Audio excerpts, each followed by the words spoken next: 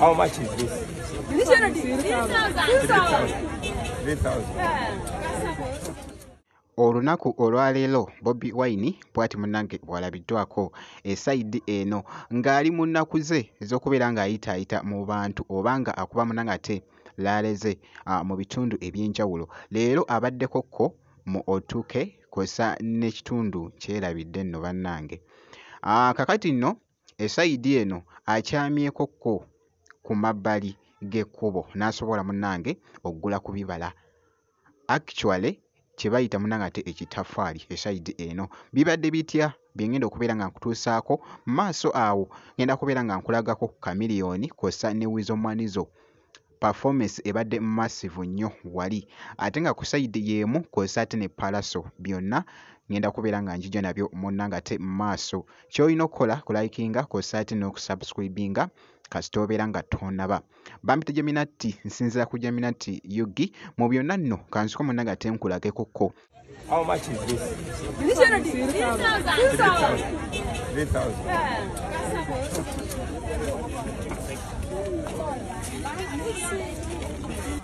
Eka inwa jinja mana twaja kuyiya ukitegera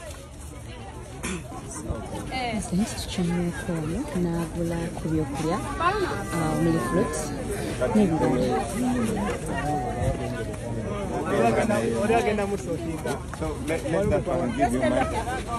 Present akyamyeko wano kugula ku bibala. Katongole Julius naye waali nnyo mumira nsanafu. President akyamyeko kugula ku fruits.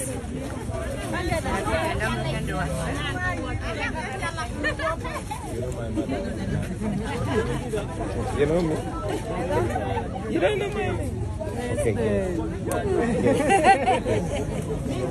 we need a younger president. Okay, how much?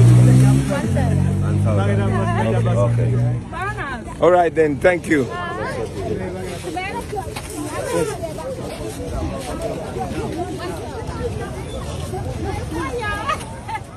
Naye nno okwetoloola ku mukulu munnange ate Bobi Wine newankubadde nti birungi si birungi kubanga okusinziira tasobodde kubeera nga abeera ne laale munnange ate mu kitundu kino. Okusinziira wali enguudo tezibadde nnungi nnyo, amazzi gabadde mangi wabadde ateekeddwa okuyita okutuuka ababadde munnange ate laale, so tebitambudde bulungi munnange ate sayidi eyo.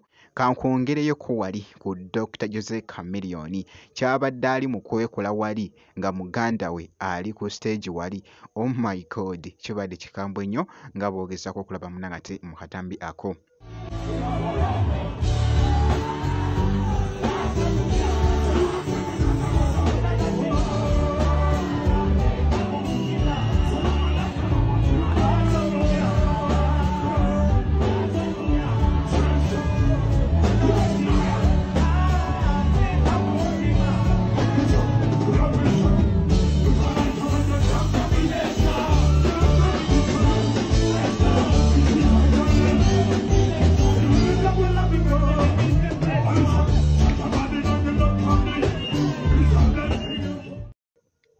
Performance munnange ate ebadde nnungi nnyo.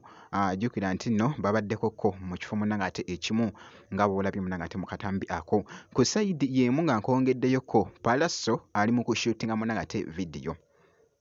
Wabula Pallaso mu katambi kano kabadde kali mu kwogeza munnange ate abamu obwama. Omanyi mwana mulenzi ono Pallaso ayagala nnyo kye bayita munnange ate abaana. Ebiseera ebisinga ndaba nnyo obutambi bungi nnyo alaga omukuwano munnange ate abaana.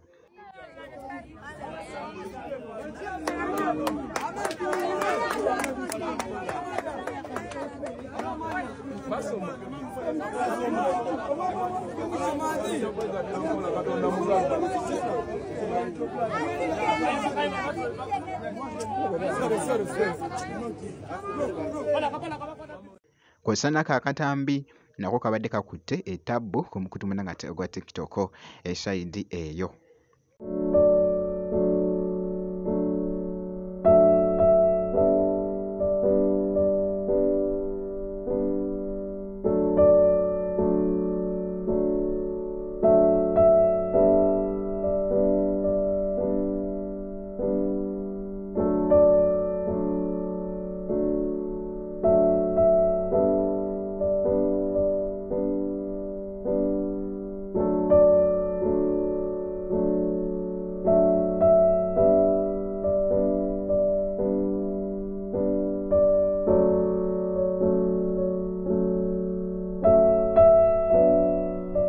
yoyo nno mwana mulenzi munanga te Palaso ng'ali ku seeti ku vidiyo eyo kyabadde ali mu kusettinga wali mu katambi ako akabadde kakutte etabbu bwe nti nno munnanga ate bwe nkoze gwe kasitobera ng'osubscribinze ebisigadde byonna munnanga ate bitulekere.